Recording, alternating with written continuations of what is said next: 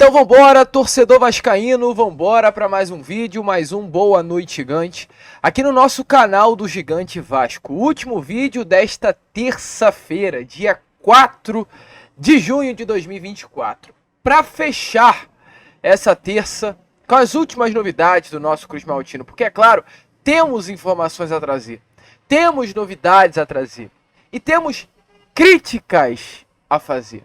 Porque, meu amigo torcedor, se tratando de Vasco da Gama, vai ser impossível, desde domingo para frente, falar sobre coisa boa. Vai ser muito difícil.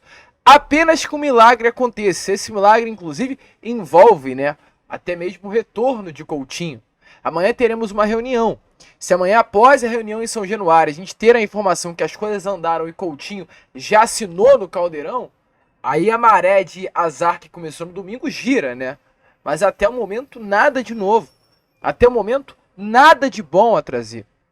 E a gente vai trazer aqui, neste Boa Noite Gigante, a você, torcedor Cruz Maltino, algumas informações que evidenciam mais do que nunca como foi mal feito esse planejamento do Vasco da Gama. Como foi mal amarrada essa temporada de 2024. E como, até o momento, parece que nada mudou. Enfim, a gente vai falar sobre isso, a gente vai trazer todos os detalhes de tudo que está acontecendo no nosso Cruz Maltino.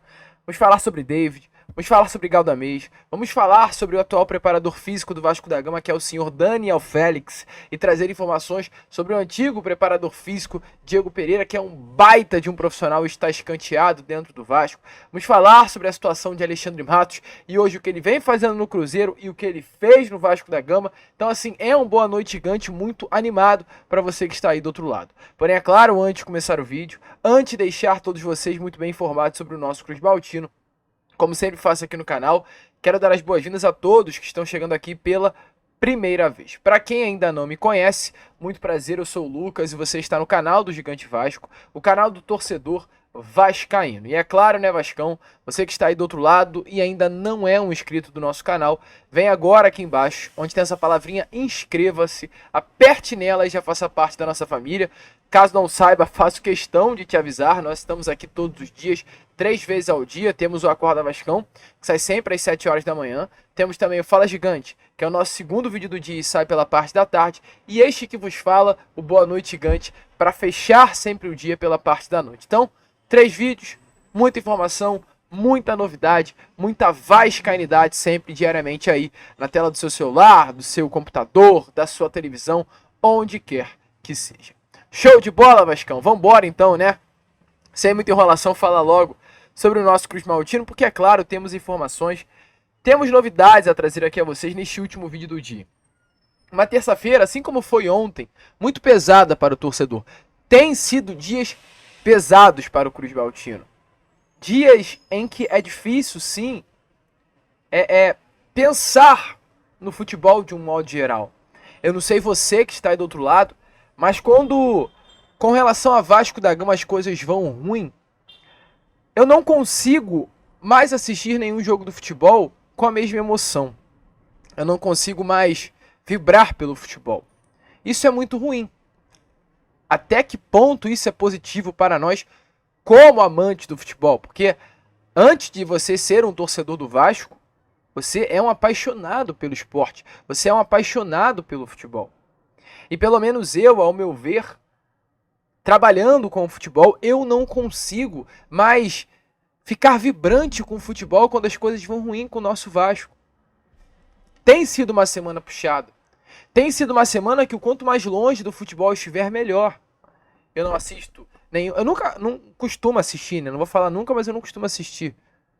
Mas a partir do que aconteceu domingo, eu não ligo a televisão para assistir Sport TV, eu não ligo a televisão para assistir ESPN, nenhum tipo de programa de futebol eu estou assistindo, porque eu quero distância.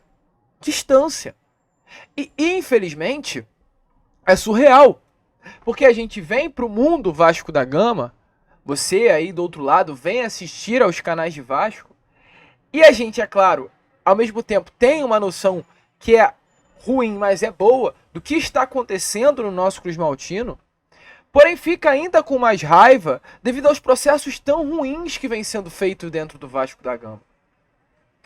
A começar aqui, por exemplo, com relação ao que aconteceu neste último domingo.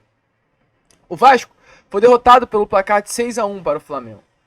Eu não sei se vocês perceberam, mas neste último domingo o Vasco não teve a presença, querendo ou não querendo, benéfico ou não, de um dos jogadores mais importantes para o Vasco nessa temporada de 2024, que é o David. David, que foi titular nos últimos 6 jogos em 5. Contra Criciúma, Fortaleza, no empate pela Copa do Brasil, Atlético Paranaense, na derrota na Arena da Baixada pelo Brasileiro, contra Vitória, na vitória em São Januário, e contra Fortaleza, no empate também dentro do Caldeirão. É um atleta que tem exatamente 21 jogos com a camisa do Vasco, 4 gols marcados e 2 assistências. E sinceramente, para quem vinha vendo os jogos do Vasco da Gama, o David se tornou uma peça importante. David, Payet e Piton não é o trio ideal que o torcedor vascaíno quer e passa longe, mas era um trio que vinha se entendendo no lado esquerdo do campo. O David, por exemplo, naquele bonito gol do Vasco, uma jogada trabalhada contra o Fortaleza, onde o Payet segura a bola no lado esquerdo do campo, o Pumita passa nas costas do Payet e coloca na cabeça do Verratti para empatar o jogo, ou virar, não lembro. Foi uma jogada construída e iniciada pelo David lá atrás, num lindo lançamento para o Adson. Então o que eu quero dizer é que o David é um jogador hoje importante. Tinha que ser, é claro que não. O Clube de Regatas Vasco da Gama não pode ter atletas do mesmo nível técnico e com todo o respeito do mundo ao jogador como peças imprescindíveis, especiais, que fazem falta. Mas hoje um atleta como o David faz falta ao elenco do Vasco. E domingo a gente enfrenta o Flamengo num clássico dos milhões, num jogo decisivo, num jogo grande, num jogo em que o Vasco lotou o Maracanã com a sua torcida e queria a vitória. E o técnico Álvaro Pacheco não leva o David. A justificativa dada por Álvaro Pacheco é que o David não foi relacionado por uma questão técnica do Álvaro. Mas as últimas informações que temos é que as coisas não são assim. Informação é que o David foi retirado da relação de jogadores do clássico deste último domingo contra a equipe do Flamengo por causa das metas contratuais e da possibilidade de um negócio que hoje o David tem com o clube do futebol norte-americano para o meio da temporada. Então assim, se tá ruim com o David, muito pior sem ele. E hoje há a possibilidade dele sair. Hoje há a possibilidade dele vestir a camisa de um clube da MLS. E por que ele não foi no domingo jogar contra o Flamengo? Porque no contrato amarrado entre Vasco e David há uma obrigação de compra.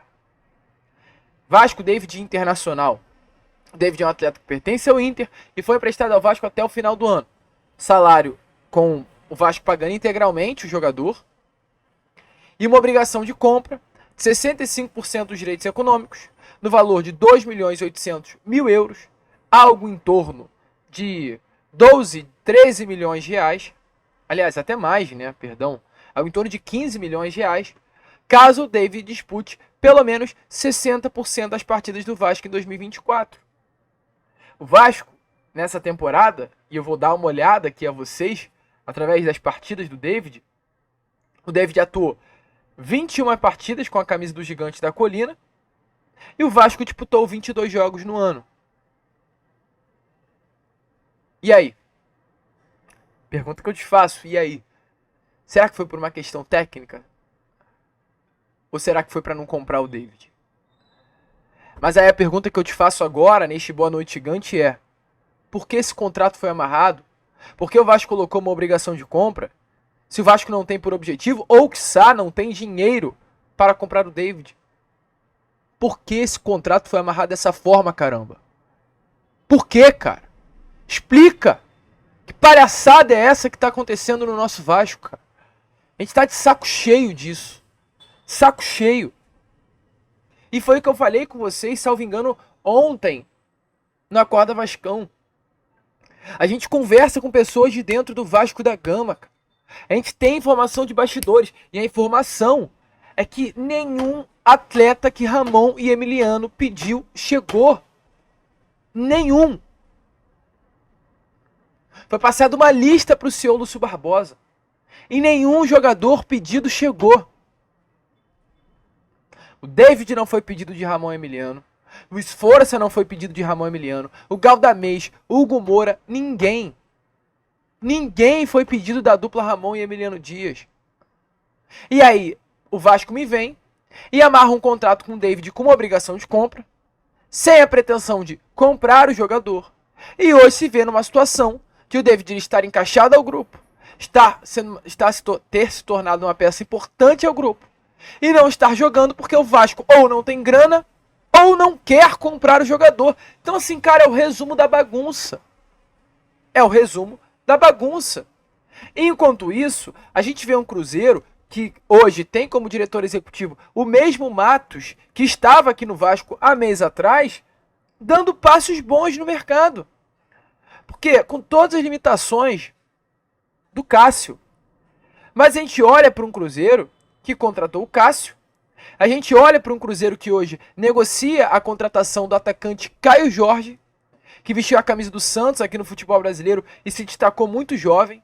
O Caio Jorge, na temporada de 2021, com a camisa do Santos, em 28 partidas, teve 8 gols e 3 assistências. E foi logo vendido para a Juventus de Turim, da Itália. E é esse jogador que hoje o Cruzeiro negocia. Além disso, outros jogadores, Matheus Henrique, que hoje joga no Frosinone, do futebol italiano, do Sassuolo, né, do futebol italiano, quem joga nesse outro clube é o Caio Jorge. Então assim, hoje o Cruzeiro ataca grandes jogadores, com o mesmo diretor executivo. E a pergunta que eu faço é, por que o Vasco com o Alexandre Matos não atacava também grandes atletas? Será que o erro foi do Alexandre Matos? Agora é uma pergunta que sinceramente eu faço. Ou será que o erro foi do grupo norte-americano? E aí a gente vê que erros são suscetíveis no Vasco. Porque foi esse erro com relação ao David. E olha, só pra te falar, eu não tô falando que o David é craque. Mas hoje é uma peça importante pro elenco. E não pode ficar de fora. A gente vê essa situação hoje, por exemplo, na preparação física. O Vasco, ele traz para essa temporada de 2024 um preparador físico que veio com Vanderlei Luxemburgo em 2019. Para o profissional do Vasco da Gama. Um profissional que, assim, o torcedor vascaíno não tem boas lembranças dele. É um profissional que passou por clubes como o Flamengo, Corinthians com Vanderlei, rodou e hoje volta ao Vasco da Gama. Hoje ele é o preparador físico efetivado, é permanente, perdão, faz parte da comissão técnica permanente do Vasco da Gama. E a gente vê um Vasco, principalmente após a saída de Ramon Emiliano, que teve uma queda física absurda, surreal. E a gente tinha um Vasco no ano passado que corria como nunca o torcedor vascaíno se acostumou a ver o Vasco da Gama correr. Porque tinha um baita de um preparador físico. Um preparador físico renomado, que ama o Vasco, que é o Diego Pereira. O Diego Pereira hoje tem contrato com o Vasco até o final de 2025. Mas a situação dele ainda segue indefinida. O Vasco deu apenas até o final de semana. Fez mais um pedido, né, ao Diego, para definir a situação do jogador. Do profissional, perdão, do preparador. E até o momento não foi definido. Então o Vasco tem um preparador físico que, com todo respeito, nunca fez nada de grandioso dentro do Vasco da Gama, trabalhando no clube.